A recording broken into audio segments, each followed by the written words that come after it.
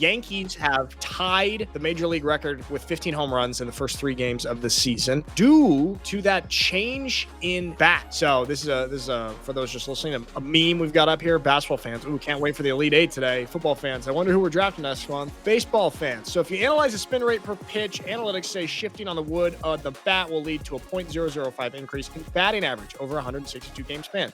So basically what they did is they Scott, what exactly did they do? They increase the barrel space down near the logo. What is it? Why are you asking me? But because you went to Yale, Scott. You're a resident nerd. There's numbers in this. Do the math stuff. What do you mean? Why are you asking me? Oh, go Bulldogs. Ivy League my ass. Oh yeah, you know what? I'll take this one.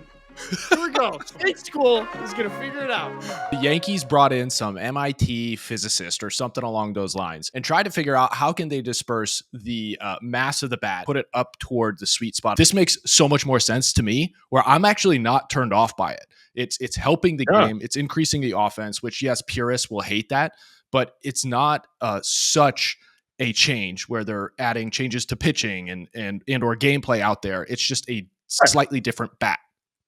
Well, and baseball is in need of these types of changes and has been, and they've made some of these other changes that are a little bit more drastic, like some of those rule changes that you just mentioned.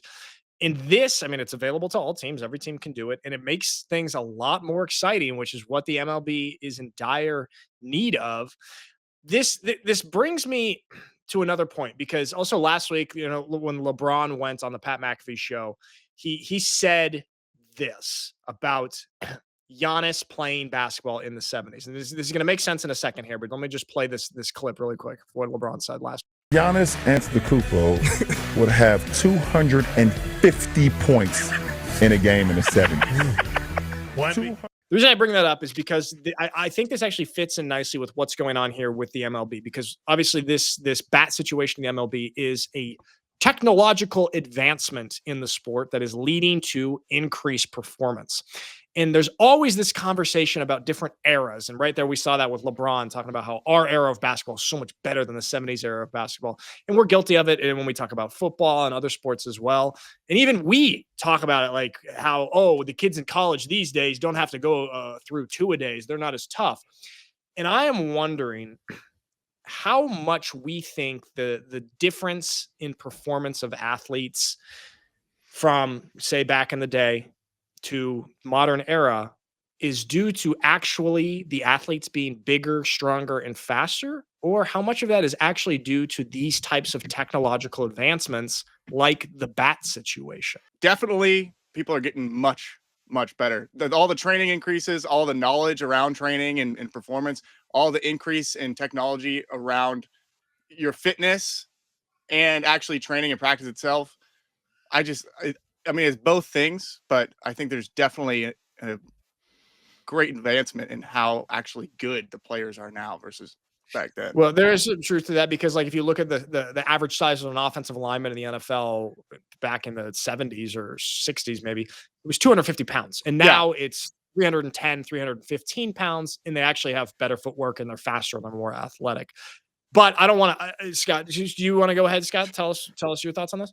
Yeah, I mean, I think it's disingenuous to say that they're not better, but I think that's strictly due to the hyper specialization of our society and pinpointing sports as being a viable profession. There's just been so much more of a concentration over the decades to make sure that kids could potentially make those big dollars. Whereas like back then, yeah, you could make a decent living, but it wouldn't put you into the upper echelons of society and put you in literally a different economic class, build generational wealth, all that kind of stuff. So I think there's a new sort of approach to things, and it starts at a very young age. So that's why I say it's disingenuous to not say athletes haven't gotten better. And I don't think that those people early on didn't have like the genetic code to be great, but if they had the same sort of development, the same sort of hyper focus within that area, and to be quite honest with you, things have gotten so good that kids are able to, and families are able to focus their kids in that direction, as opposed to like, hey, we need food on the table and you need to go out to the farm or like go start working at 15 to help put food on the table. Like it's a completely different world that we're living in right now than we were even back in the 60s. It's just vastly different. So I think yes, there are better athletes, but strictly because there's such a hyper focus to develop them earlier so that when they get to a certain age, they're like through the moon. Yeah. I mean, it's interesting when you look at it's such a drastic difference. When you look at the winner of the Olympic marathon, say in 1904, ran a 3 hour and 28 minutes marathon. Okay. And then in 2012, like 100 years later, 108 years later, they ran 2 hours and 8 minutes. It's damn near an hour and a half faster in 1 century or so. It's like there is such a drastic change especially in some of these sports, like the objective number time sports like track and running and swimming and stuff like that. But there's also been so many technological advancements. Like when you look at the track advancements, Jesse Owens was running on gravel and had mismatched shoes and still ran a 10-2. Like I would just be so curious to see how a guy like that, his genetic makeup, how he would perform in today's day and age with all the advancements and all of the advantages that our athletes like Usain Bolt have today. That's what I'm so curious about. That's what I think. Okay, this is part of the argument. I think a lot of athletes back then, I think, had stronger mindsets and will, and maybe even more discipline because they're performing and they're dedicating so much to this, and the payoff isn't that great. It's just like they're getting just for the in the NFL, love of competition. $50,000. But I think you take those guys, those old timey guys, and you take them and you put them in today's time, okay, where they could start young, they have all the advantages of modern technology and stuff, and they would perform just as good, if not better, I think, if they were just put in this era. Just that older mentality. Life was so much harder. And so if you copy and paste those personalities to today, I think they'd be the same or better. Yeah. There was also the element. So speaking directly to track, but this could be extrapolated across all sports. It's like, there's also an element, you guys know this as you're training and running for 40s, like having that rabbit to chase and to keep pushing forward. It's like the guys today have had the benefit. And this is why I bristle so much at what LeBron was saying and essentially just on everybody that came before him. It's just such a lack of gratitude. It's like, dude, the only reason you're able to be where you're at in this lifetime and in this profession is because of those guys who built and paved the way for you to make a living, and not even just a living, but that generational wealth I was talking about. Nobody would give a rat's ass about basketball if it weren't for those guys. So for you to sit there on a show and speak to millions upon millions of people with that lack of gratitude is infuriating. And it's just like, dude, Dr. J, those guys, if they were in your shoes, they'd be probably doing very similar things. Maybe not to the same level, but still very comparable numbers, very comparable domination, so on and so forth. So like, that's what really bothers me. And speaking to Mikey's point, it's like, yeah, if you put that mindset into today's day and age and you had that rabbit of always being able to push further and further, like the guys didn't know that they could push themselves beyond, say, a 4-minute mile. That was mind-blowing for a man to run a 4-minute mile and then go faster. Like that's happened exponentially. So it's like, it's all about the psychological element too, where guys have seen it be accomplished before. So they know it's possible and they can do it. And the guys back in the 70s, they just didn't know that the MJs were possible, the LeBrons were possible yet, but they had it in them. So I'm with you on a lot of those points, okay? And I'm with you with the LeBron shitting on the previous generations of basketball. Let me play devil's advocate just a little bit, because I actually ended up watching that whole entire interview, and I thought that some things came across like kind of humanized LeBron for me in a little bit of way. And he has been under such scrutiny forever. And he has also had to face all of these people, a lot of criticism all the time, saying LeBron could not do what he did back in the 90s when the game was tougher. So it kind of goes both ways. I'm not saying I necessarily fall on one side or the other, but he also experiences that. And so I felt that that's him kind of just pushing back against the criticism that he has received for 2 decades being in the limelight. It's one of those things where it's just like, yeah, I agree with you. It's tough. And it's hard for me to put myself in his shoes because he's been 2 decades of people, jumping on him or getting after him and chirping and everything like that. But at the same time, dude, you are on a different level, and the expectation of you, whether it's deserve it or not, is there. And you're stooping here when it's beneath you, and you're stooping to a level that isn't right. And it's such a lack of gratitude to go ahead and take shots at dudes in the 70s that, again, built the pathway for you and Giannis and everybody else that is playing right now. Like, that's just such such disrespect. I think that's my biggest gripe overall with LeBron is that he refuses the responsibility of the platform that he has and like acts as a victim of this incredible life he has. He's like, he only harps on like the negative side effects of being on top of the world. It's like, you're on top of the world. There's going to be some negative side effects with it, but the benefits far outweigh it. Act like a superhero. Great power comes great responsibility. Just adapt and absorb that mindset to it. Like, are you guys really going to put me? gripe. Are you guys really going to put me in this position right now where I have to defend LeBron? Are you Yeah, going to be really? he chose this. You pick chose your this. yeah. Well, okay. Well, here's the thing. I'm with you on a lot of those things. However, this guy's been in the spotlight since he was 14 years old. He's a good family man. Okay. He's had no scandals, no any of these kind of off-court drama things we see a lot of professional athletes. And he has been, okay, there's a lot of negative things that he has brought to basketball, like in terms of attitude and kind of all this load management and stuff like that. But he has been, I think, in terms of a famous family man, a good person to look up to.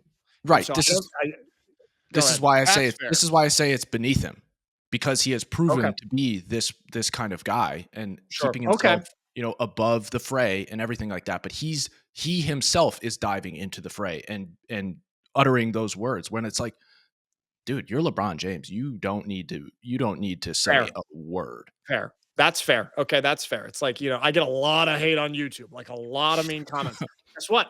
I don't respond to any of them. Okay. So, am I better than Anymore. LeBron James? Yes, I'm better than LeBron James because I don't respond to my critics. My critics. Okay. I am Does the that make me a man. hero? Yes. I can't really say. Okay.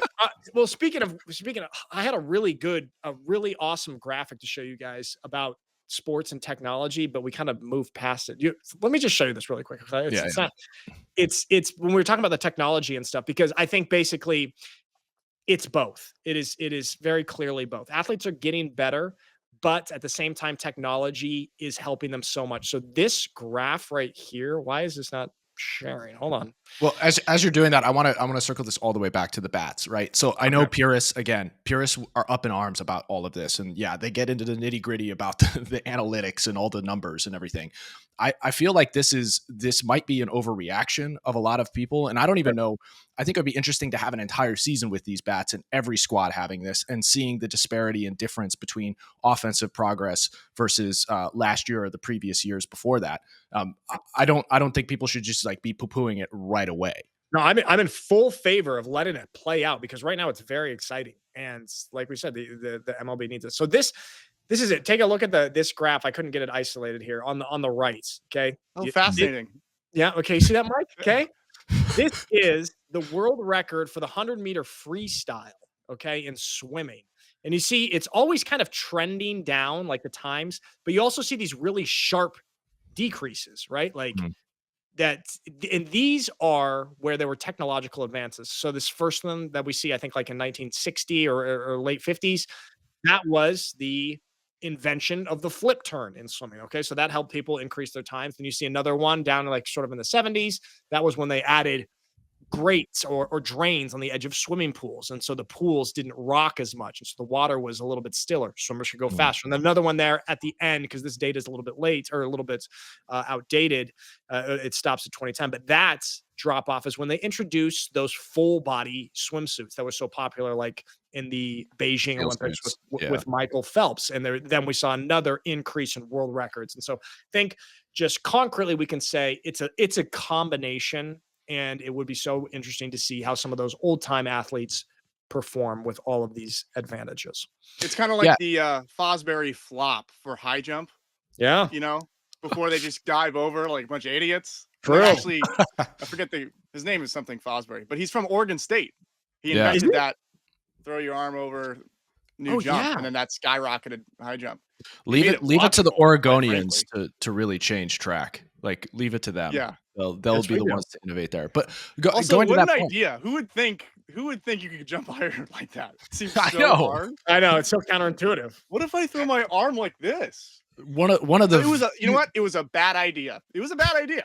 Take it back. Ended up working. Yeah, it's like the discovery of penicillin. It was a total mistake. The guy definitely jumped off the wrong foot and was just like, "Oh, I'm in the air. I got to do it this way." Yeah. Way higher Well, this time. sometimes this is how the human species advances. What were you Well, going to say? go- Scott? go- Actually, yeah. Isn't it? There's a stat like all of the best scientific breakthroughs are accidents based off of tinkering and trying to solve different problems.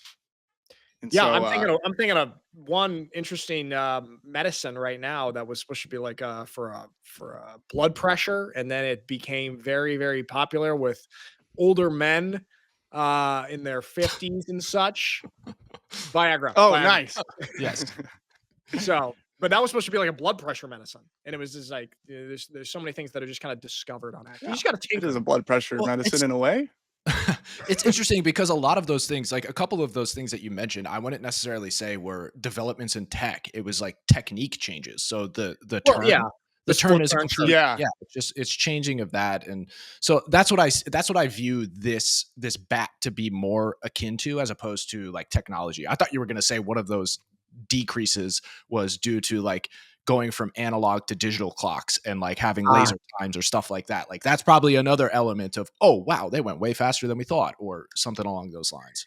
True. I mean, there's probably even there's probably more incidences of that stuff, of that technology and those things playing a part and all that. But- Okay. Yeah. So, sorry, beating a dead horse here. Beat But- Yeah, it's also those changes. Maybe not technique until people practice it, but ultimately those were, everybody got to experience it, right? There was a proliferation across the sport that everybody could take advantage of and live and play within that new set of rules with that new technology involved. So it's like this bat, every team could use it. So it's almost different. And then with steroids, I know I tried to compare it. It's a loose comparison there, because not every body will react the same to steroids or have the same sort of like hand-eye coordination, turnover, so on and so forth. So I think this is actually more of an appropriate evolution to the game of baseball than, say, I think you know what, Scott? I think it's good that you backtracked on your pro steroid stance a little. It wasn't a pro steroid. steroid stance. Scott's pro steroids. Scott's words. Kids should do steroids. He said that. Like, do you think that's why Scott was so strong when we were growing up? Oh my! I did think that. I remember when we worked out at SAC, Oh and my I gosh. thought that he was for sure on steroids. Okay. Oh no! No, the Williams natural, family is baby. on raw milk, and I remember Yeah. your dad. I think I said this one time, Scott, on the show, that your dad, when we were working out at that age, he said you guys could eat a shoe at this point in your life, and it would help your body. He's like, just when you're Spoil just the leather. Yeah, And he everything did else. serve And you a he did. shoe on a plate. Every time I went to the Williams house, we ate shoes for dinner. Didn't Right, the steroid era of MLB was like their highest rating era? Isn't that correct? It was Yeah. It was one of Or them. like- It was the most exciting.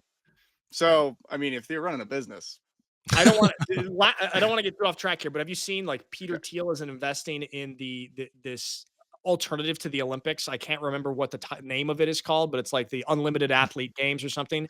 Oh And yeah. It is you can use whatever performance enhancing drugs that you want. And it's VC backed, and I think they're aiming maybe in 2028 or 2030 to do like their first games. And it will be fully wow, roided out athletes in all of these. that's gonna be That's fascinating. Sign all the waivers. Oh So- yeah, You're gonna sign all those. Okay, all right. That's an interesting age-old debate, and I'm sure we'll revisit it as things go on. But let's keep the bats for now and have an exciting MLB season. Okay. All right, we got to touch on March Madness, Final Four. People are upset, okay, about the Final Four situation. That we have. What do we have? 4 number 1 seeds in the Final Four. Guess what, guys? Guess what? I looked at our bracket today. I'm in first because I picked 3 of those 4. Thank you. Oh. Yeah. Okay. what place am I in? It's either second or third. I didn't look. That's on mine up top. Let's go, Mr. Funny Bones. That's my name. That's my team name. These are the win probability graphs of the game. So the Duke Alabama game, Duke is just too good. I think they ended up winning by 20. Tennessee just could not shoot the basketball. Michigan State, Auburn, also but the most interesting game was the Florida Texas Tech one, because look at this win probability graph here. Florida had an amazing comeback that was like giving us actually a little bit of madness. And man, they have the next Steph Curry on their team, Walter Clayton Jr. I have a couple highlights from him that I want to throw up in a second here. But what are your takeaways from the Elite Eight and the fact that we have all number ones in the Final Four. That's like the first time in history that is all. Second time in history. Second time in history. 2008 was the only other time. So it's not very common. Yeah. Boring. Is it boring? Is it boring? Or is it good basketball?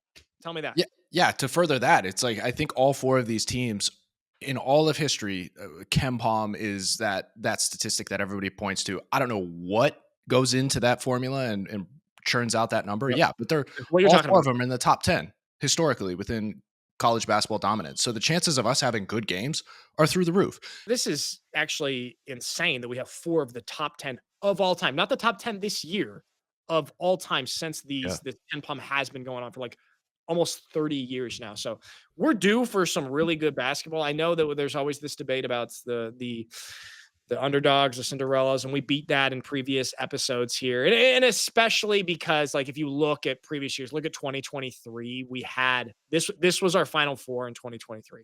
Okay. We had a 5 seed. We had 2 5 seeds, a 4 seed, and a 9 seed. And so it's just a night and day difference. Couple that with the fact that we have the NIL and transfer portal, and then a lot of people are up in arms about this whole thing. It's like, that's fun right there, but I'm actually a little bit more excited for the Final Four that we have set up now because I know it's going to be elite basketball. Yeah. That's true. There's less what if. There's less how good would this game be if the better teams were actually in here? So exactly. And no one's probably going to get blown out by 20 in the Final Four. So the Florida Texas Tech game was the best of the Elite Eight, and this dude, Walter Clayton Jr., All-American. He had about in the final 5 or 7 minutes, because they were down double digits with like 5 minutes to go. And this dude damn near single-handedly brought Florida back. You remember that graph right there? He was the one changing that graph. And he had so many shots like this, plays like this. Just, he's coming out of the key. Right there in the key, and then just dribbles out for a fadeaway 3. He did that like 3 or 4 times. I think he ended up with 30 points, and 13 of them were in like the final couple minutes to bring them back. And people are calling him the next Steph Curry, or that he's kind of the first true disciple of Steph Curry. So thoughts on that? Is it too early to crown somebody? It's very much too early, but it's fun. It's very fun to assign these, what are they called? Titles. Yeah, early. Makes it entertaining to watch, but it's always too early. Yeah, it's just like arbitrary moniker that. Yeah, it's like when guys are coming out for the draft for the NFL and they give them these wild NFL comps of just random guys, just like. Well, this guy was 6 feet 230, so you are gonna have a career. Oh, like this yes, guy. That's nonsense. Sticking with the March Madness, Kelvin Sampson, head coach of Houston. This dude is awesome. He had a thing kind of go viral, or a soundbite go viral earlier in the tournament, or right before the tournament, where he harped on a reporter for mispronouncing Gonzaga's name, because they called it Gonzaga, and he harped on it. He was like, because his name is Kelvin, and he gets pissed off when people call him Kevin. And so he was very, very, very much defending. It's Christine F. Christine F. Okay. But he had this really great answer at a presser. There's only 2 things you can control in this lifetime, and that's your attitude and your effort. And we work so hard on making sure that body language, posture, being a good teammate, understanding your role, being part of something that's far more important than you are, and playing for something far more important than you are, and the connectivity that goes there. But that being said, it's not easy. If it was, then everybody would do it. And the problem with consistent people is you take them for granted because you stop respecting what they do. And that's the cynicism in people. They look for what's wrong. You can find something wrong with everybody. You know how? Look for it. But there's something to be said about the consistency we've had here. This, to me, this reminds me of some of these speeches that we've seen like Nick Saban give. There's like that kind of transcends sports. It's like, damn, this guy is wise as hell, and everybody would benefit from following this type of advice. And it's like you can see that with the way that Houston plays. Like they play such high energy, tough defense, which is something that he's kind of harping on here. It's just like you can control your effort in defense and basketball. A lot of that is effort. So we can see his team kind of reflecting the values that he's spreading here. What do you think? I like so he makes a really good point about managing your mindset. Side point, I've been reading this book. It's called Don't Believe Everything You Think. Okay. And it talks about how we as humans have a negativity bias. You know, it's a survival instinct. We are constantly looking for the negative. It's our reptilian brain looking for threats. And so, like he's talking about, manually, you have to override that and control what you can, your attitude, effort, body language, and take note of your bias, your nervous system's bias to look for the negative and be stronger than that. And so, like what you're saying, it transcends basketball. Yeah, I would take that even further. That's a great. Never believe a thought that you have indoors. Also, never believe a thought that you have not spoken out loud or written down. Okay, most of your thoughts are stupid. Most of your thoughts. That's your takeaway here. Your brain. What I'm trying to say is, you're an idiot. Yeah, you're an idiot. Talk about negativity. No, absolutely. Scott, what do you think? No, I think Kelvin, he is cut from the old school cloth, and I'm so glad that he is still in the college ranks, still coaching. You can even see it here. Like very rarely do you see him terribly animated on the sideline or during a game or anything along those lines. Yeah, he'll chirp at dudes and everything like that, but it's not to the degree of like a Dan Hurley or anything like that.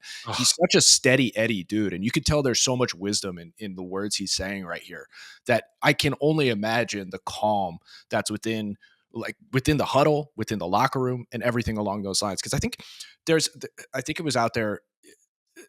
They were Houston ever since like 1985. I think they were 0-4 in their NCAA tournament appearances, up until Kelvin got there, and now they're like 18-4 or something like that. Something wildly successful, and he's like brought them back, and not even back to prominence, but brought them from irrelevancy. Right. And he's instituted a culture there that's clearly working. And to further that point, there was only one transfer out and one transfer in last year. So like the consistency of the culture, the consistency of the team, there's something to it. And it's very clear. Like I said, he's steady Eddie. He's got wisdom that he's able to impart onto his team, his young men. And clearly they respond very, very well to that. That is incredible. I did not realize they only had one transfer in, one transfer out, because I can't remember which team I was looking at that everyone on their roster entered the transfer portal. Oh yeah. I cannot remember. It was 14 guys. That's got no culture there. It's just like, also, I know Dan Hurley is a good coach and he won back-to-back championships. But I respect and love this type of mentality and this type of guy to lead college athletes so much more. This type of attitude, man, you can learn so much from a guy like this. Yeah, I think this is kind of what Mikey was circling around and like dominating those negative emotions and everything like that. And I get the sense that when you see a leader of a team, a coach of a team that is able to direct and lead without letting his emotions get the best of him, right. That's what is so attractive, because everybody understands like it's difficult to overcome those internal thoughts, especially when you're in the moment and trying to keep those at bay and keep focused on the task at hand. So like seeing your leader be able to do that, as opposed to like Dan, while he's an exceptional coach, clearly based off his resume. Yeah. It's tough to see a guy get so worked up and let the emotions take the best of him, especially at that age. It's just like, I wish you had a little more self-control. Yeah. I mean, it's the self-control of a teenager. Were you guys good at that at all in sports? Because like I finally got good at it in my final couple of years, like as I approached 30. But I was always, if I like had any sort of negative thing happen, or if I missed a tackle, this would bother me so much, and it would be so hard for me to let it go, to the point where sometimes I would mess up because I was so mad. I'd try and overcompensate or like that. But everybody's mad at me. I missed a tackle. I figured it out once I was almost 30. But how are you guys with that, with like overcoming negative emotions when you were playing? Do you want me to go? I'll go. I never cared. Never. That's true. You don't give a shit. I fumbled or I never missed I never dropped a pass in a game ever in my life, period. My whole life. Okay, but if I fumbled, I didn't care at all. None. I would go for the team and the coaches. Darn. Because I knew in my head, I go, next time I get the ball, I'm gonna make up for it. It's fine. This is part of football. I just didn't, for some reason I didn't care about that kind of stuff. Because I was like, I'll get another try. I'll fix it. But I felt like I could go because I didn't want people to think I didn't care about the game in total. I just didn't care about those mistakes. Okay, I could see that from you. It wasn't a matter of letting emotions get the best of you or me in that situation. It was just like, overthinking things. But the best part is like once you finally realize that nobody's thinking about you at all, like that's when you start getting the don't care element and you get the focus, and it's like all of that superfluous like emotional stuff that you're overthinking kind of falls by the wayside. Yeah, this is my, I think my favorite lesson, or I don't know, it's hard to say favorite, but one of my favorite lessons that I finally ended up taking from football. It took me 18 years of playing it, but like that truly the next play mentality to be able to compartmentalize things, like, and just like to take that into real adult grown up life, and just like you got so much going on. There's a lot of positive and negative things, and just be able to compartmentalize things and still be able to go about your day, about your life, and take care of business. I think that's just one of my favorite lessons from football. And there's just this kind of mental maturity from coach that it's very admirable. I like it. And so Houston, I'm kind of rooting for him. Yeah, I definitely want to see Kelvin get a national championship because he's probably the most successful coach. Bruce Pearl hasn't won either, but he's been very successful in the wins. But I feel like Kelvin's a rung below it, at least in terms of like the media and the focus on him. So I'd like to see him get a W here. It's gonna be hard to. The other two are so young that they'll probably be back. I know it's true, but I don't know, dude. Duke looks really damn good. Duke's really tough. All right.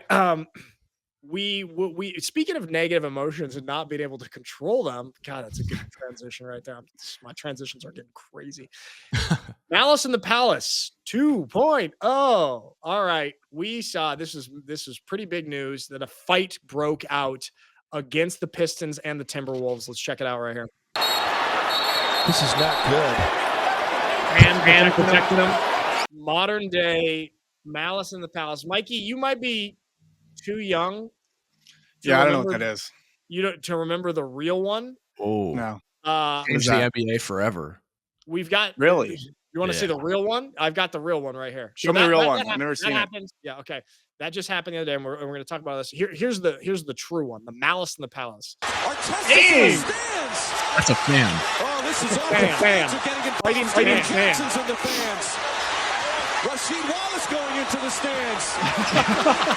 It's crazy. Like a fan runs on the court, gets punched in the face, like knocked out. There are criminal charges. Jeez. Ron Artest got suspended for the remainder of the season. This was like the start of the season too. He had to miss like 80 games or 70 games or something. That is crazy. So that's the true Malice in the Palace. And then we have this kind of modern day version, which is a little softer. feels like they're trying to prove their toughness. I don't know. Where do you guys stand on this? Yeah, I'm glad that you got to see that in firsthand here, Mikey, because like this, as I mentioned before, this changed the NBA forever. And honestly, probably why we're in the era we are in is because there was such an overcorrection, I think. And while that was horrible, like players fighting fans, dude, that's nuts. That's something straight out of a movie. Like absolutely. Well, what did the fans say? Well, they threw the water bottle at him because Artest was laying on the scores table, and the guy chucked the full water bottle at him. So he went at him. Wasn't it a beer? I mean, it's horrible, but that fan, what did you think was going to happen? You think you could just do that? Well, this is a problem with fans at sporting events, especially like this. Also, like force the NBA to limit or decrease their alcohol sales at games because like you get fans who think they're invincible. It's almost a similar situation to like keyboard warriors, to people being willing to criticize behind you. Somehow you think you're safe up there, and like Ron Artest showed you, buddy, you're not safe. There's no barrier. Okay, you're gonna get punched in the face. Yeah, I think all of that narrative, all of that noise is starting to seep into the guys and their mentality in this day and age. And we saw it here as we were talking at the top of the show with LeBron feeling the need to get on a show even after he's 20 plus years into the league at on Mount Rushmore of the NBA, and he needs to start chirping all of a sudden in this moment in time. And then you see this, and like, I get the sense that a lot of NBA players are getting fed up with being perceived as soft. After listening to LeBron on that show, these guys hear so much of this Yeah. chat, so much of it. It's got to bother you. Like, I mean, it's got to have some sort of an impact on the way that you feel. And so that's, I think, at least subconsciously, some of these guys are wanting to change the narrative on how modern day NBA players are perceived. And what easier way to do that than to get in a fight, which is like the reason that we perceive kind of older NBA players or previous eras to be kind of tougher is not necessarily because of the fight. No. It's because of the play on the basketball court within Exactly. the rules of the game. That's what I was going to say, is like, the way to really cut against that narrative is to put maximum effort on the defensive side of the ball and on every possession and changing the gameplay from that. And then you all of a sudden, the T-Wolves right there, all of a sudden bringing the team out of the depths and making a run in the playoffs because you're playing at such a high level. Like, that's the difference maker. That's what's going to change people's minds and opinions. When they see stuff like this, I kind of tongue in cheek say it's not much of a fight. Like, Right. People will see that and have the exact same reaction. And think that same way, and it's not going to change their perception of you. It's probably going to deepen it, because it was like, what were you trying to act like a UFC fighter? Like, because you didn't succeed. She got in a nice little scuffle. Didn't even punch any fans, so not as good. Not as good as of a fight there. So I don't know. Do we know yet? Or a few of these guys are probably going to get some sort of. Oh yeah, like they'll come down hard. Yeah, they'll come down on them. But yeah, man, I mean, like, this is not the way to change perception. And who knows, maybe we're reading into it too much. Just these two guys were pissed off at each other and it elevated like this. But it kind of does seem like, with the entire discourse surrounding the NBA, that a good handful of guys are like, look, we're not soft. We're tough as well. And I mean, we saw some of that with the LeBron interview. So this is our new era, TikTok age, Malice in the Palace. It's got nothing on the OG version, the original Xbox version of Malice in the Palace with Meta World Peace. Okay. I'm sorry, Mike. Did I bore you with my speech? Oh, what is this guy? Next segment, huh? Segment. No, that was riveting. No, I thought so too. I thought I was doing great until you yawned in my face and made me really. That was physiological. I couldn't help it. No, it's okay. No, it's fine. No, I'll try and get through this last segment without really self-conscious. Last segment on your cheek. College football. Deion gets a big extension, 5 years, $54 million over 5 years, I believe. And this is what it breaks down to each year. So it goes 10 million, 10 million, 11 million, 11 million, 12 million. Makes him one of the highest paid coaches in college football. I, for one, am a big fan of this. Also, we talked about some of these rumors, like, oh, is Deion going to go to the NFL? Is he going to go to the Cowboys? Is he going to go try and coach Shador in the NFL? And I do love to see him staying at Colorado. One, because that shows him sticking to his word, because he has been pretty adamant about, this is my calling, helping these young guys who are developing and trying to become young men, which is in the college ranks. And he's been very, very adamant about how that is his calling. And he's put together also a staff that is trying to go in that same direction. And so I do like to see that Colorado has stuck this out for a long-term deal. Also, just the monetary value that Deion has brought to the University of Colorado, it is well worth it to lock this guy in and make him one of the highest paid coaches. What do you think? Yeah, think about the exposure, the marketing that you're getting just by having the guy on the sideline and stepping behind a microphone every time. Like, this makes sense that he's garnering such a paycheck. And I also like the idea, as you were speaking to right there, of him bringing in a very like Dan Campbell sort of approach to the college ranks, and bringing in like guys who have been there and went through the ranks. So he's got Warren Sapp, he's got Marshall Falk, 100 others, 98 others. Yeah. and like, he's got those guys in there teaching the young dudes how to play the game, how to play it right, and how to play it at a high level. And everything about this is is awesome. I love the fact that Deion chose to stay there even after Shadur is moving on, Shiloh's moving on, all that kind of stuff. I think he is truly invested in the development of young guys. And yeah, he is getting paid. So you can make the argument, oh, he's there because he's getting a massive paycheck and Jerry Jones wasn't willing to part with that much money. But it's still very cool because it seems like he's got his head screwed on right and is trying to help kids do the same thing. Yeah, I mean, I'm getting more and more convinced of Deion, like as I see more stuff from him, and I know his flashiness and his swagger puts off a lot of people, but I actually think he believes his message and he's actually having a positive impact on these young guys. It's like he you see some things he's like yelling at play, hey, no hoods inside. Hey, you're not wearing flip flops here. Yeah, like, turn your phone off. All these type of things that helps you be a better person outside of football when you're done with football as well. What were you going to say, sir? I was gonna say there's something about him too, right? So he spans generations in terms of name recognition and everything. So our parents, like my dad, played against him, but like even before that, the older generation knows about him because he was Deion Sanders. He was at the top of the world in terms of the athletes and everything. And then all the way down to the guys who are in high school and middle school, they know who Deion is. So like he's spanning multiple generations in multiple households, and people know who he is. The benefit too is a lot of guys, they witnessed the evolution of Deion. And yeah, there's elements of still like Deion is Deion. He's a very confident man. But at the same time, you've seen the development of him. He may have been somewhat immature in his confidence early on, but he's been able to have that trajectory of maturity and wisdom over the years. And he's able to help kids who may be in an environment that's very me-centric, very social media-centric, build my brand, all that kind of stuff. He was the OG. He was the one who did it. And he's able to help kids through that process and develop probably quicker than they would have otherwise with his direction and his advice, his leadership. So I think it's a huge benefit to a lot of kids, especially those who go through that program. Yeah, I think, and the other thing is a lot of these big recruits, okay, that come to college, they don't have somebody in the coaching staff that can really humble them the way that Deion can. Like, especially now, they're making so much money, they're becoming stars. Okay, yeah, well, you're still being coached by Deion, so you have to humble yourself. You can't let your ego. Well, if you go to other programs with other coaches who didn't do what Deion did, they can let that ego run amok and basically turn on them.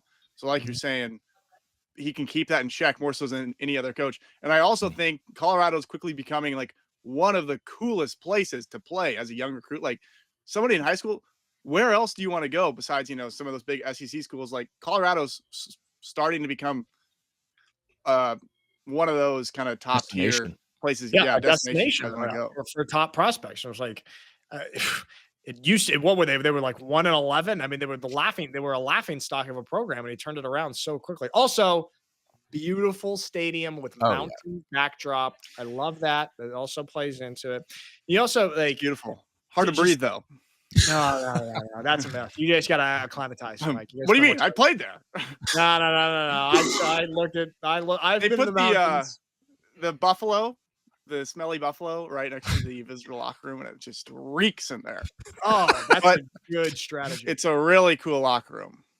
Yeah, I mean, I think that the full brand elevation of the University of Colorado. It's like I can't remember what the statistics were when they were talking about Alabama and how they had, I think it was like 30%, 40% more applications to the school. They could raise tuition because of the demand increase. It's like good football program.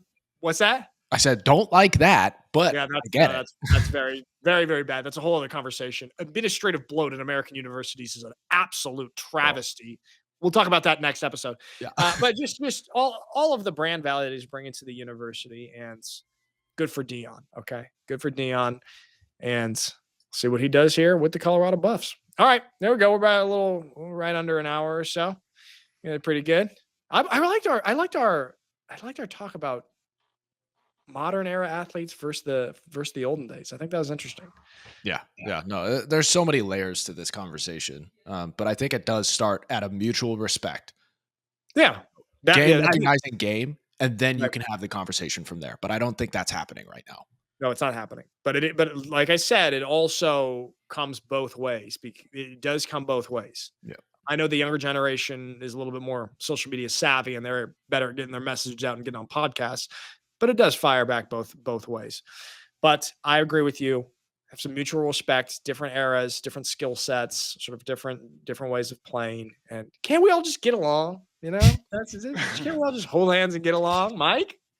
Yep, I concur. I love getting along. No, Mike hates getting along. All right, that's all. Thank you guys for watching.